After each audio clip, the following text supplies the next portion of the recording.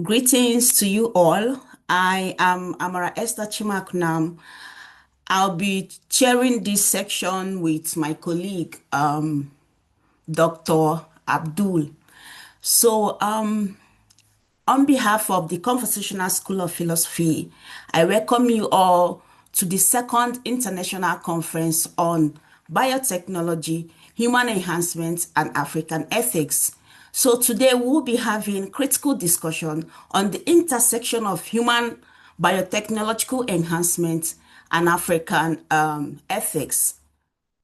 In total, we have 13 scholars who will be presenting on various themes throughout the two-day conference.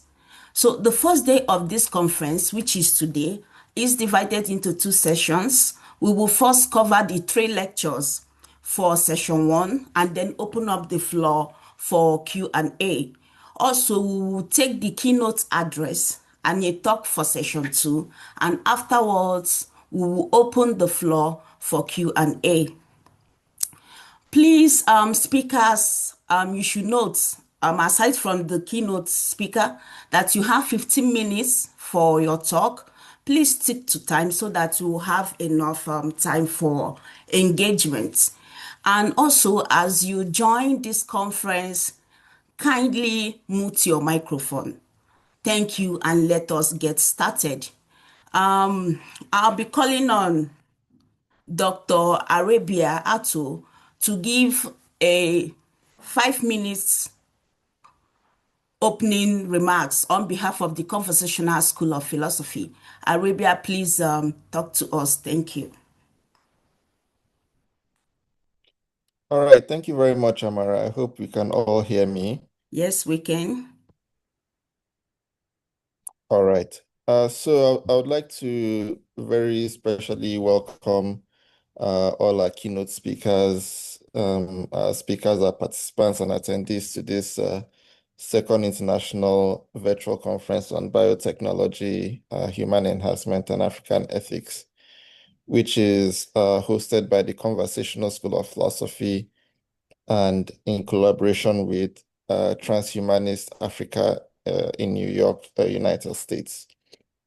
So the Conversational School of Philosophy has pursued as its vision the promotion of African philosophy and African studies in general, both at the local stage as well as at the international stage. And it has also sought to push the frontiers of some of the most important areas of African philosophy and African thought, including areas like African ethics, religion, politics, logic, epistemology, metaphysics, meaning in life, and so on. And with scholars from all over Africa from its ranks, the CSP has consistently sought to push the boundaries of all these discourses related to African thought. And so it should come as no surprise that today we are once again gathered and turned our sights to the area of biotechnology and human enhancement as it relates to African ethics and the African place. And so the Conversational School of Philosophy is very delighted to collaborate with Transhumanist Africa, which is an organization that seeks to push the discourse on transhumanism and bioethics, to bring up this workshop, gathering scholars from around the world to discuss on this important theme of bioenhancement and African ethics. And looking through the abstract and the list of presenters, I can see that this conference is set to be a very meaningful and wonderful conversation. And I personally look forward to hearing all your talks, critical conversations, and novel ideas. So once again, on behalf of the CSP and Transhumanist Africa, I would like to welcome all our speakers, all our presenters to this wonderful conference. And so without wasting much of your time, I will now hand over to Amara Chimakonam to begin the conference. Thank you.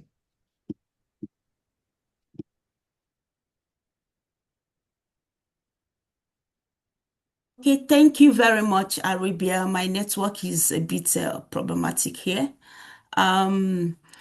Thank you for this insightful opening remarks. So I would like to call the first speaker, but before I do that, kindly note that the abstracts and the short bio of each speaker will be posted on the chat box here for you to go through. So our first speaker for today will be Dr. Fayemi. He will be speaking to us on reimagining human biotechnological enhancements through decolonial lens, insights from necropolitics and solidarity. He's from Australian Catholic University, Australia. Dr. Fayemi, please speak to us. Thank you.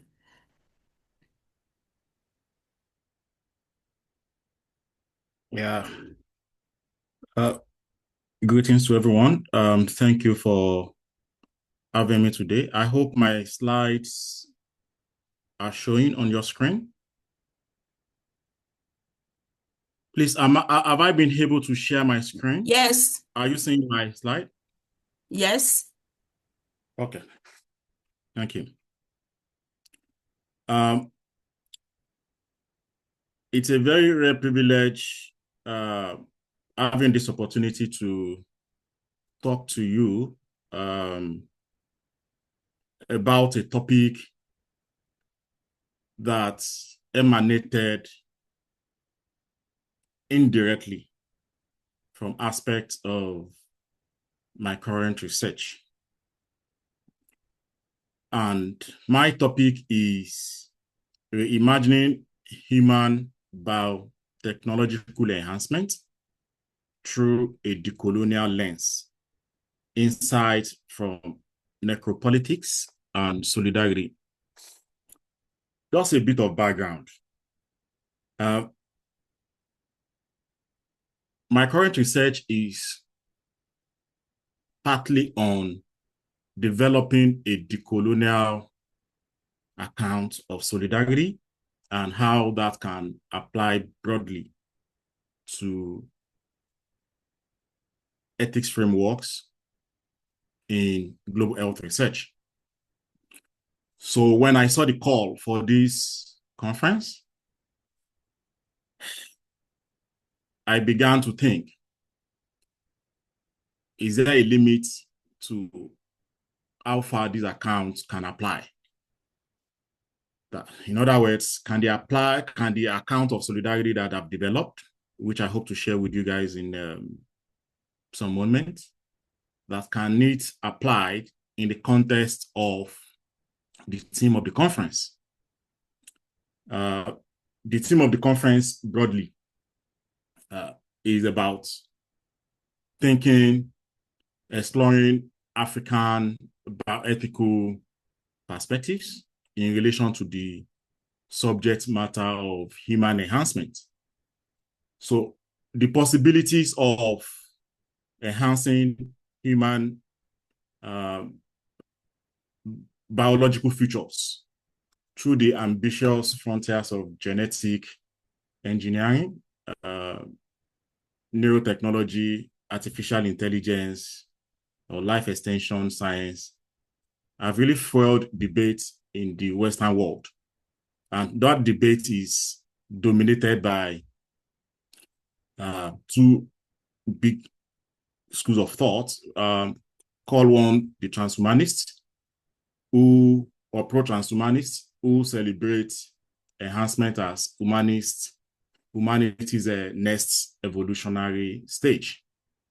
And on the other hand, we have the bioconservatives, who are very conscious about this prospect of human enhancement, especially as it relates to threatening human dignity and moral order. So in this talk, I aim to unsettle this framing broadly.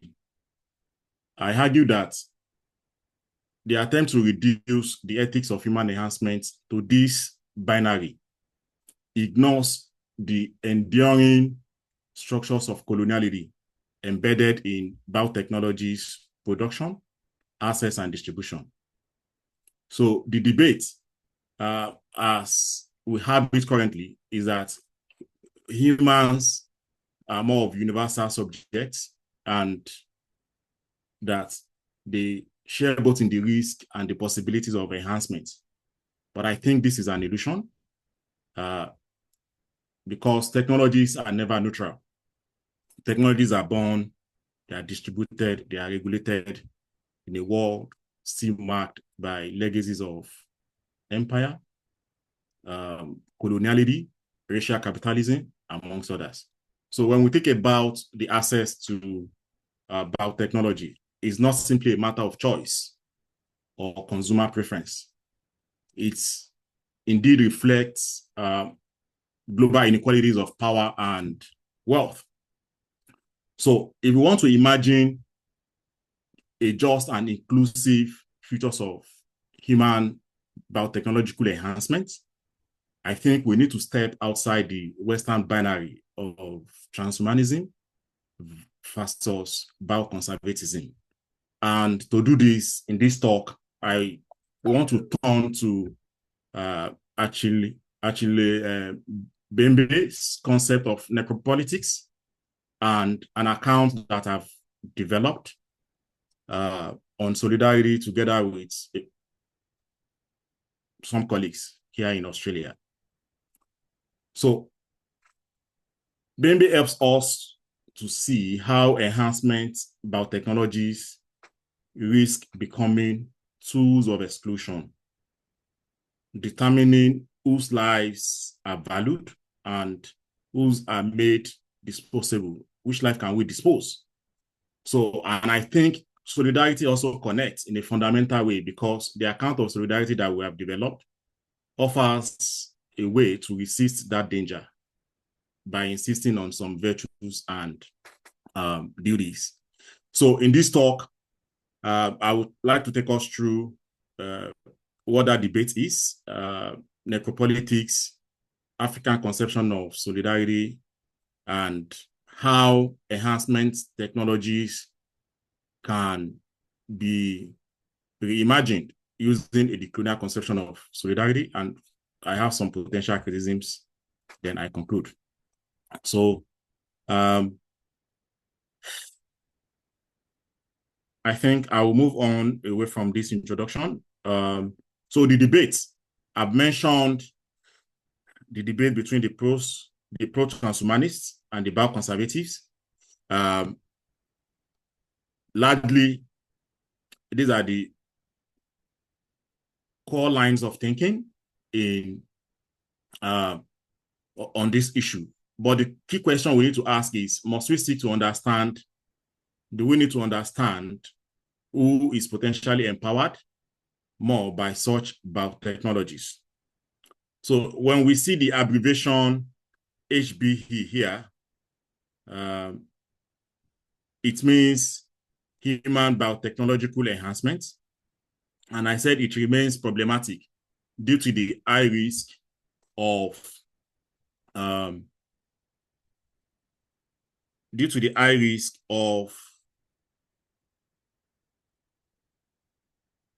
becoming more of a kind of serviceable tool for the new denomination in the new world order.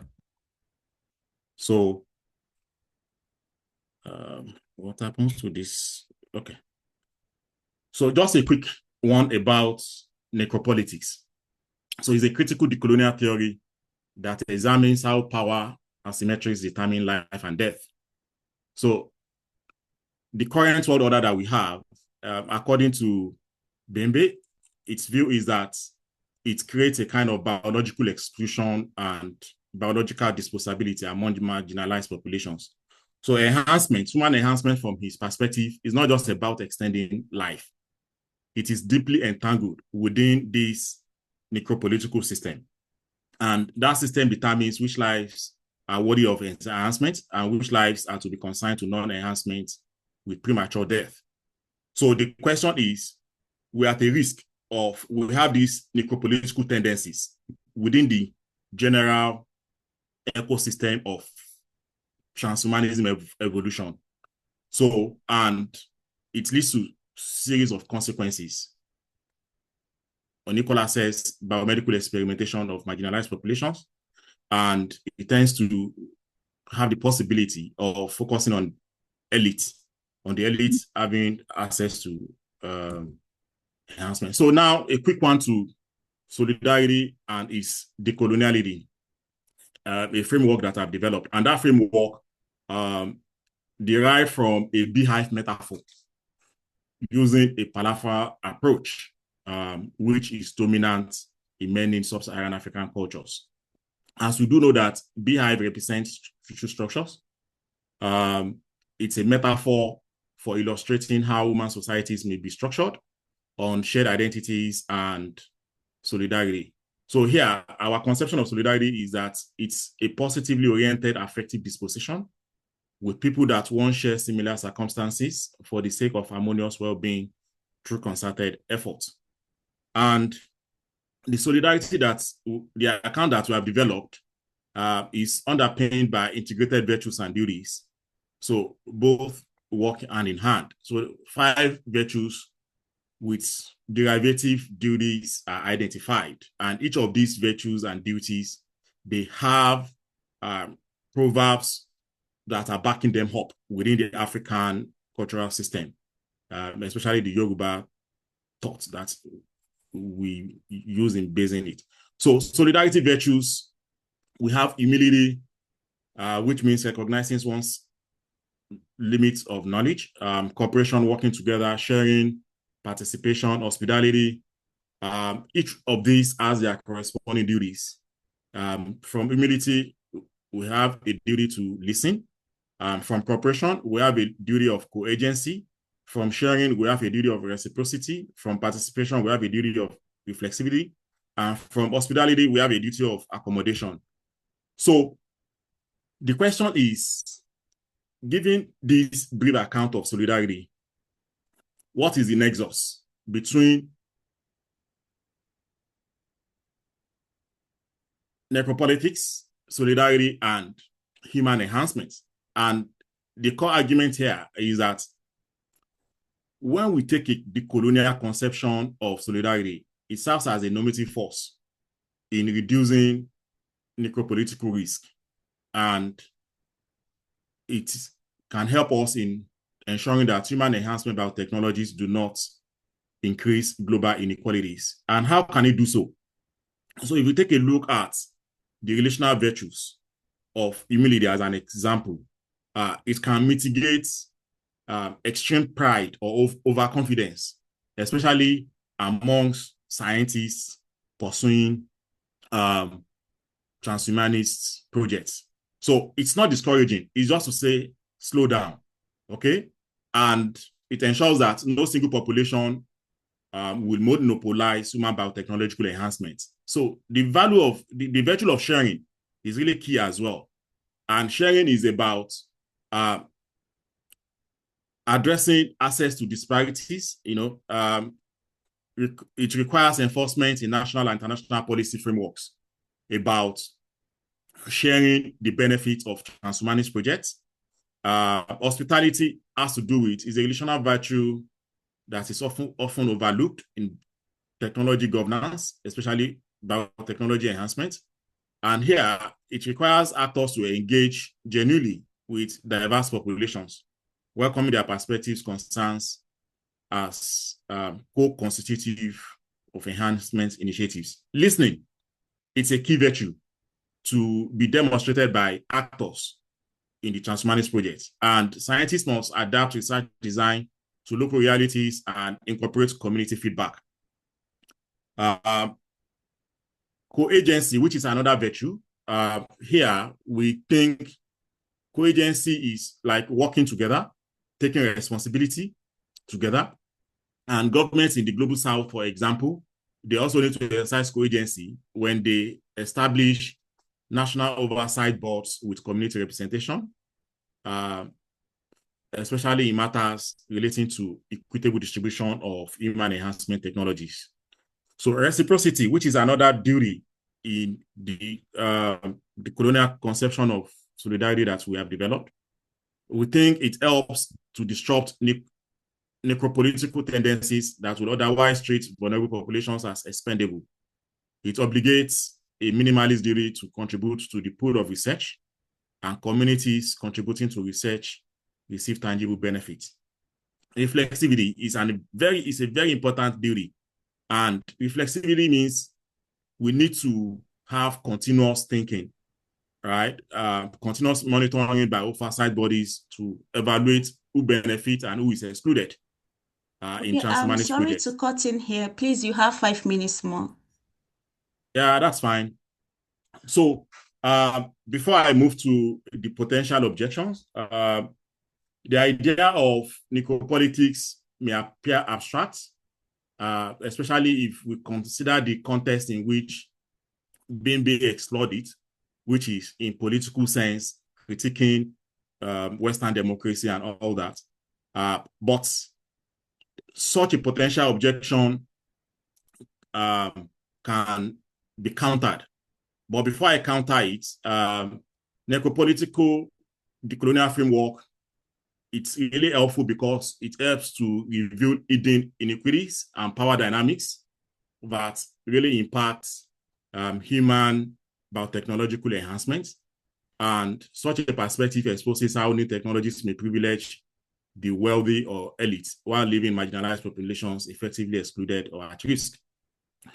So a critic may also argue that, well, using BIF as a metaphor for solidarity and applying it in the context of human enhancement may not really make so much sense because it is just a metaphor and does not reflect reality or practicality. A key response to that poser or objection could be, well, we have metaphors, critical theories, they are long-standing ethical tools, whether from veil of ignorance of roles or Foucault biopolitics, they illuminate power relations. And in the context of solidarity, applying it does not really replace mainstream ideas about bioethics. It's just a kind of supplement.